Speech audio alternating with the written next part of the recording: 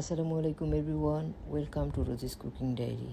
ঈদ তো প্রায় চলেই এসেছে, আর এই ঈদকে মাথায় রেখে আমরা ঈদের দিন ডিফারেন্ট এবং ইউনিক ডিশেসগুলো ট্রাই করতে পছন্দ করি। তেমনি আজকে আমি একটা ডিফারেন্ট রেসিপি শেয়ার করব, যেটা আসলে সবাই ইজিলি মেক করতে পারবে।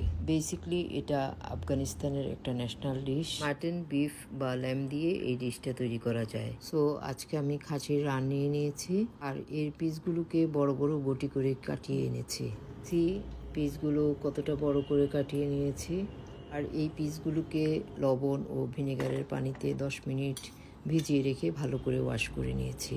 আর লাগছে বেশ কিছু কুচনো পেঁয়াজ আর গোটা জিরা। রান্নাটা সেসিমি অয়েল দিয়ে করতে হয়, বাট যেহেতু সেসিমি অয়েলটা অ্যাভেলেবেল না, তাই আমি আজকে সম্পূর্ণ রান্নাটা ঘি দিয়ে করব।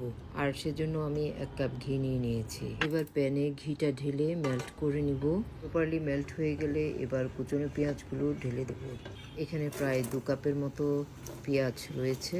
সো আমি পেঁয়াজটা ট্রান্সপারেন্ট না হওয়া পর্যন্ত ঘিয়ে সুন্দর করে ভেজে নিব। ঘিয়ের মধ্যে যখন পেঁয়াজটা ভাজা হচ্ছিল, তখন পুরো ঘরে একটা সুন্দর অ্যারোমা ছড়িয়ে পড়েছে। আর ঘি ছাড়া কিন্তু এর অরিজিন ফ্লেভারটা আসবে না। সো এরই মধ্যে পেঁয়াজটা ট্রান্সপারেন্ট হয়ে আসছে। এবার আমি মাটনের বড় বটি করে রাখা টুকরোগুলো এক এক করে পেঁয়াজের মধ্যে দিয়ে দেব এবং তা পেঁয়াজের মধ্যে কষাতে থাকবো।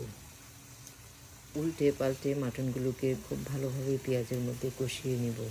মাংসের কালারটা যখন ব্রাউন কালার হয়ে যাবে, দেন আমি 2 টেবিল চামচ সল্ট দিয়ে দিব এবং আরও কিছুক্ষণ কষাতে থাকবো। কিছুক্ষণ কষানোর পর এবার 2 টেবিল চামচ গোটা জিরা দিয়ে দিব।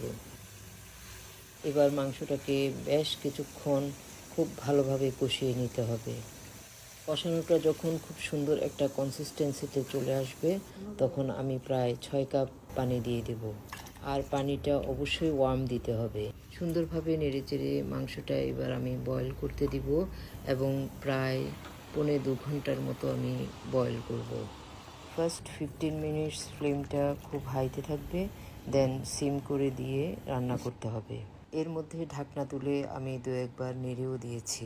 পানিটা শুকিয়ে যখন এই পর্যায়ে আসবে, তখন আমি একটা মাংস তুলে টেস্ট করলাম যে অনেক নরম হয়ে গিয়েছে। এবার রাইসটা দিয়ে দিব। এর জন্য আমি 700 গ্রাম বাসমতি রাইস নিয়েছি এবং চালটাকে ধুয়ে প্রায় 3 ঘন্টা ভিজিয়ে রেখেছি। ভিজানোর ফলে রাইসটা অনেক লং হয়েছে আর একটা স্মুথ টেক্সচার এসেছে। এবার কিছুটা রাইস আমি মাংসের উপর দিয়ে দিব। মিডলে দিয়ে দিব বেশ কিছু গাজর কুচি। গাজরটাকে আমি জুলিয়ান কাট করে কেটে নিয়েছিলাম।